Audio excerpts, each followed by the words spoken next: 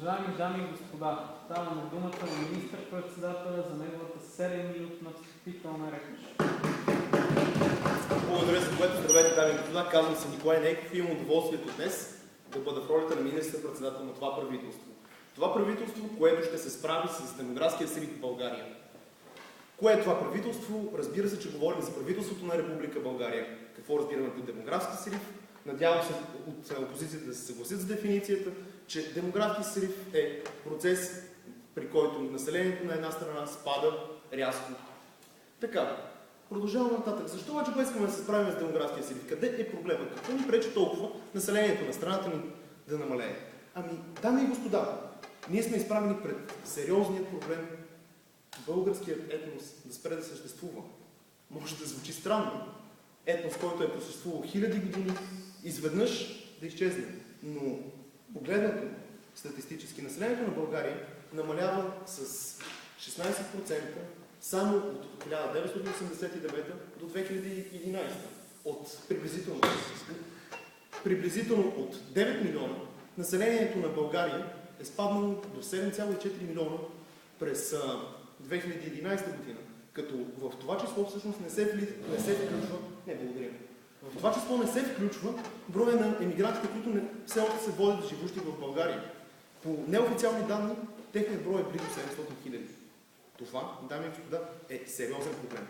По данни на Националната статистическа агенция, също така и Евростат, населението на България до 2060 година би трябвало да спадне до 5,13 милиона, като в това число се има предвид населението на Република България, но не отчита разпределението на етносите. В България българският етнос към момента е около 84% от населението. Като основният проблем отново е това, че този демографски срив ще доведе до изчезването му, до процентно намаляване толкова, че българското население, българският етнос до 2060 да спадне около 800 хиляди. 800 хиляди, дами и господа. Което съвсем логично ни води до мисълта, че няколко години по-късно съвсем няма да има български етнос. Но каква е причината за проблема? Защо се случва така? Защо този проблем съществува? Защо сме изправени това? Първо, защо един въпрос. Защо изчезването на българския етнос е проблем? И второ, може да цитирате пак вашите източници. Да, източниците са Национална статистическа агенция и Евростат. А защо е проблем да изчезне един етнос? Дами и господа, аз като представител на българския етнос смятам, че в един момент, когато този етнос, от който съм част и аз, не съществува, би било съществен проблем. Защо? Защото всяка държава, всеки етнос, всеки човек търси продължаване на рода. Когато родът му не съществува, това е проблем, дами и господа. Няма по-голям проблем от това да не съществуваш. Благодаря ви. В този един момент, когато не съществува една нация, няма значение икономически проблеми. Няма значение какво ще ядеш, няма значение какво ще пиеш. Те няма. Физически не съществуваш. И това е, благодаря, няма да позволя повече въпроси, защото предстои да дам и план, трябва да дам всъщност вина. Къде е причината за проблема? Дами и господа, причината за проблема е, че младите хора в България нямат условията и мотивацията да създават семейство тук. Какво се случва? Младите или емигрират, или дори тези, които остават, се концентрират върху кариера, концентрират се върху работа и предпочитат да отложат създаването на потомство за по-късна възраст. Но дори да го отложат, дори на 35 да решиш да направиш дете, да, ти ще направиш едно дете, но няма време да направиш второ. Защо? Само секунда. Много важно е, когато говорим за демография, да се отчете този рейтинг на възпроизводство. Нужно е всяка жена да има 2,11 деца. Нали, трудно е всяка жена да има точно 2,11, но за да има възпроизводство на една нация, рейтинга е 2,11. Тоест, една жена трябва да има повече от едно дете, за да може нацията да съществува. Говорим да продължим нататък. Какво ние предвиждаме и как ще се справим с този проблем, как ще спасим българският етнос от изчезване и как ще мотивираме, ще създадем условия на младите хора да имат деца в България. Първо, ние ще се насочим към образованието. Още от най-ранна детска възраст ще бъдат въведени часове, в които младите ще бъдат... Благодаря за въпроса.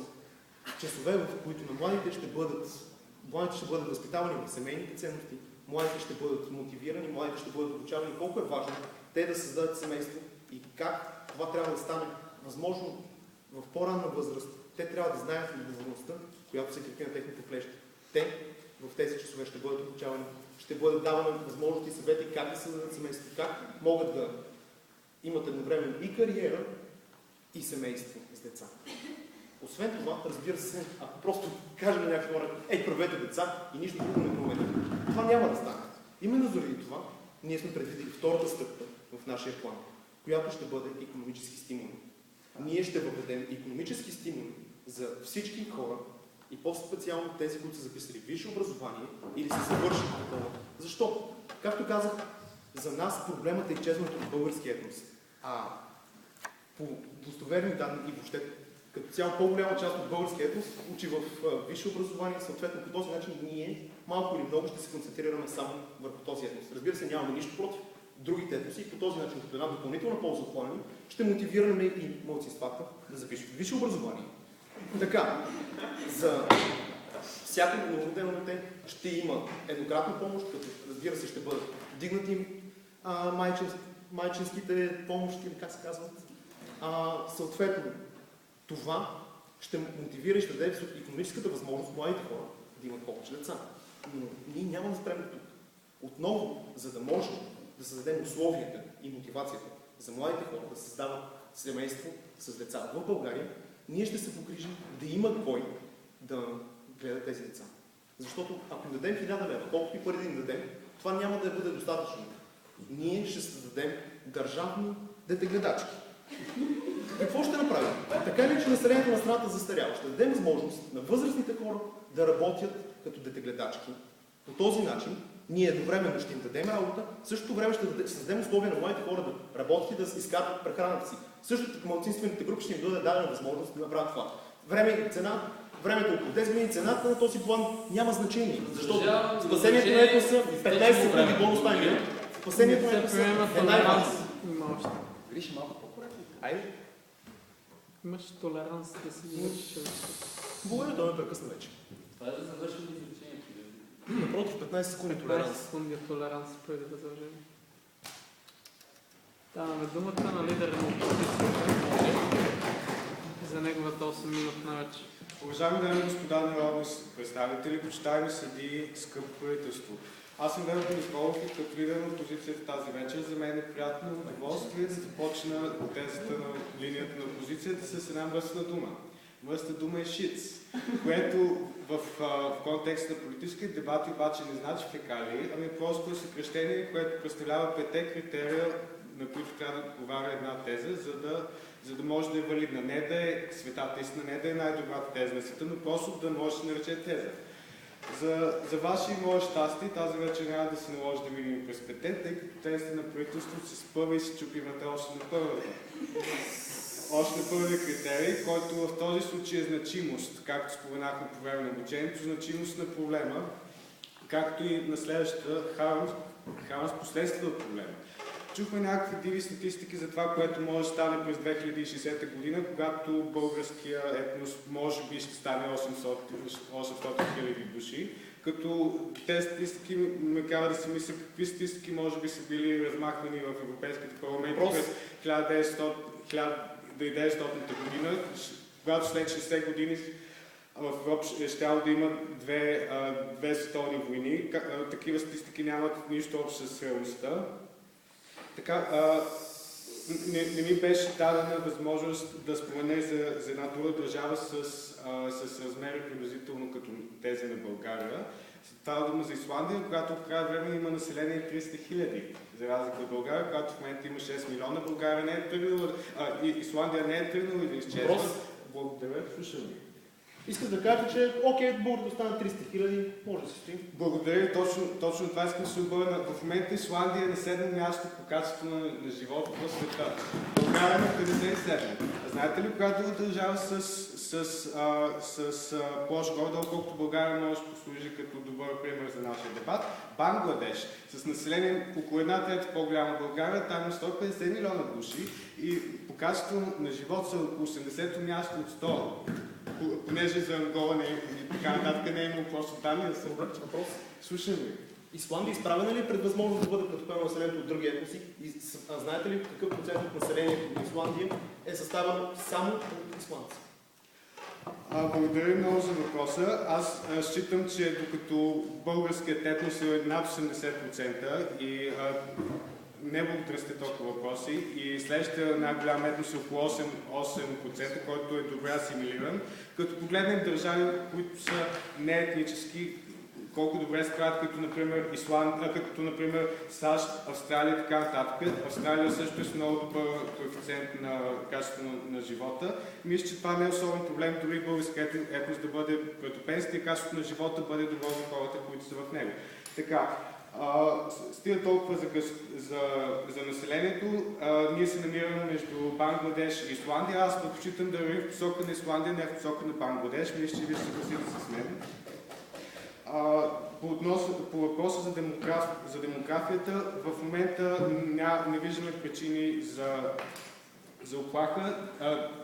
Дефиницията за демографски срив беше взета от учебник, който разглежда последствията на инвазията на белите хора в американския континент, когато племето Аралак намалява с 16% на година от 1692 до 1550. От 3 милиона индианци Аралак остават 500.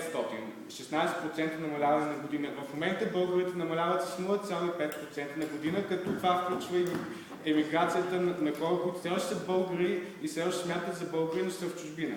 Така, това не е проблема. Проблемът е застаряването на населението, което искам освен това да спомена, че всички развиващи се държави и колкото по-образовани, колкото по-развити са държави, толкова по-нисък прираст имат, като вземеш от една страна Япония с прираст 1,3, Швейцария с прираст 1,4 и така нататък, от друга страна вземеш Ангола с прираст 5, вземеш Зимбабве с прираст 4,5. Ясно в коя посока трябва да вървим и в тази посока върви дори правителството с нейния план за образование, тъй като образованието е корелирано с намаляване на раждаемостта, с икономически стимули, тъй като икономическото развитие също е корелирано с намаляване на раждаемостта, така че мисля, че няма повече необходимост да се занимаваме с техния план, който след това няма и агент.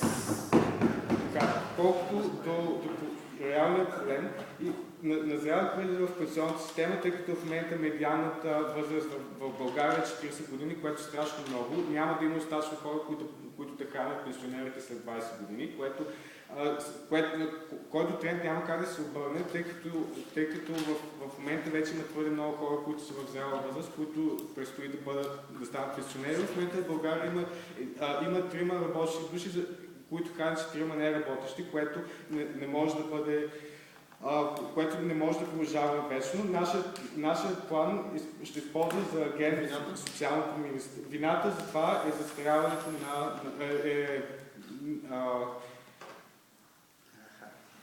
грешната концепция за пенсионна система, която е анахронизъм, който не работи по цял свят и е предпоставка за криза по целия свят, включително и в САЩ, където е един от най-големите проблеми, все по-наболял на всеки избори. Планът ни е създаването на пенсионерски селища, в които пенсионерите вместо да живеят затворени в едни панели, да гледат турски сериали и се чуят как да се казва 120 лева пенсия, когато им трябва да се несе само за лекарства. Въобще не знам как се плаща едната тия хора.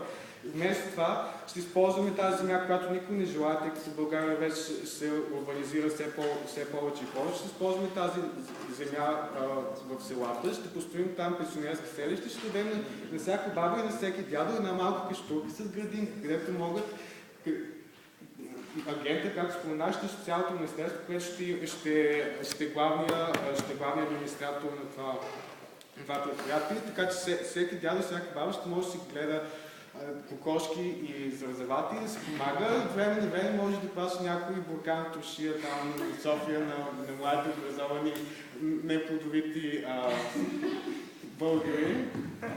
Като, освен това, този план ще отвори много работни места, тъй като някой трябва да ги построи тези селища и ще облегчи проблема с прекалено население и застаряване на жилищния фонд в градовете и с заплачването на Софийска градска транспорт по време на задушница. Цената на това в момента